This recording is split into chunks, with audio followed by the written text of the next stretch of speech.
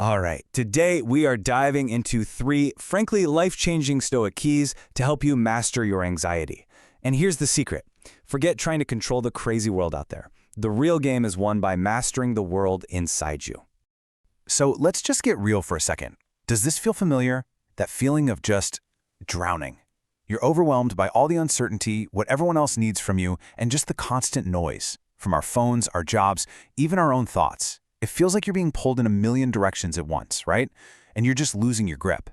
And this slide just nails that feeling. On one side, you've got the prey mentality. You know what I mean? You're shrinking, you're apologizing for taking up space, you're tiptoeing around trying not to bother anyone. But on the other side, a grounded presence. And this isn't about being loud or aggressive.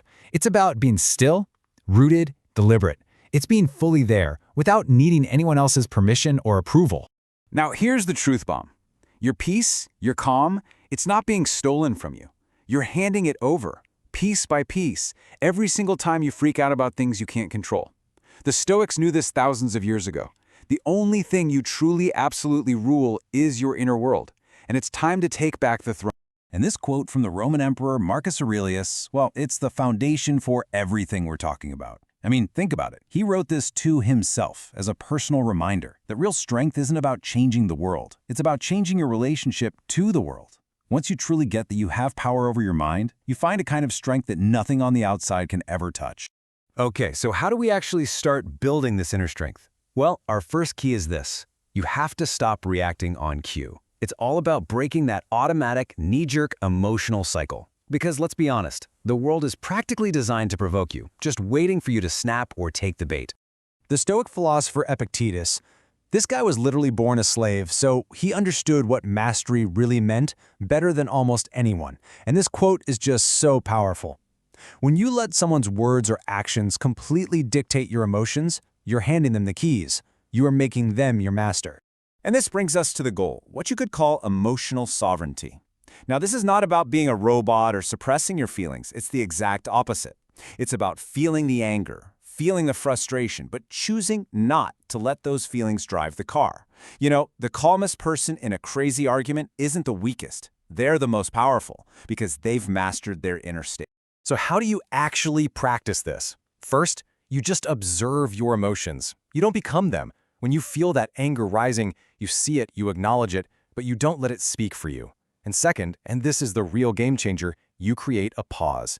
In that little gap between what happens to you and how you respond, that's where all your power is. That's your chance to choose reason over reaction.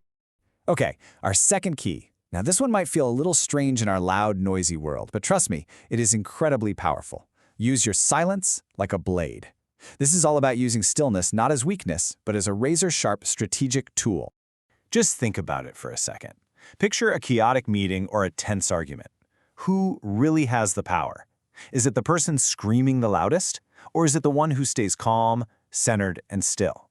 That stillness, it grabs attention and respect in a way that noise just never ever can. It signals total control. And look at the power dynamic this creates. When someone is trying to get a rise out of you, they expect you to react. That's the payoff for them. When you just refuse to give it to them, your stillness puts all the pressure right back on them. Your silence sends a message that you can't be baited, and a person who feeds on chaos can't handle that. So how do you use this weapon? You stop feeling that constant need to explain and defend yourself, especially to people who are committed to not getting it. Let your actions do the talking. Let your choices speak for you. You don't have to win every argument. You just have to protect your own peace. Your silence is your shield. And that brings us to our third and final key, and this one really pulls everything else together. It might be the most fundamental idea in all of Stoicism. Focus only on what is yours. Learn to separate what you can control from what you absolutely cannot. This core principle is called the dichotomy of control. Really, it's just a simple sorting exercise, but the results are profound. Almost all of our anxiety comes from burning our precious, finite energy on things we have zero power over. This practice is about taking all that wasted energy and redirecting it back to where it can actually move the needle. This slide makes it so clear. On one side, stuff that's outside your control, the economy, the traffic, what other people think of you. On the other side, everything inside your control, your thoughts, your actions, your responses. So where should you invest your time and energy? I mean, the answer is pretty obvious, isn't it? So to put this into practice, you have to guard your mind like it's a fortress. You have to actively choose your direction over all the distractions. Know what you're about so clearly that pointless arguments and endless scrolling just start to look boring. And you have to learn to say no, without guilt, to anything that pulls you off your path. You know, when you really start to integrate these 3 keys, mastering your reactions, using silence as a tool, and focusing only on what's yours, you begin to build something. The Stoics called it an inner citadel. It's your unshakable core, your internal fortress that all the external chaos just can't penetrate. And the foundation of that whole fortress is self-trust. And how do you build it? Not with some huge, dramatic gesture. It's way simpler than that. Step 1, make a small promise to yourself. 2, keep it. Especially when no one is watching and it would be so easy to quit. And 3, repeat. You just do it again and again, until keeping your word to yourself isn't something you do, it's just who you are. So in the end, it all comes down to this single idea. Your mind, your inner world, that is the only kingdom where your rule is absolute. This isn't just some ancient philosophy, it's a choice you make every single day. So the real question isn't whether you have this power. The question is, how are you going to use it? How are you going to govern your inner world today?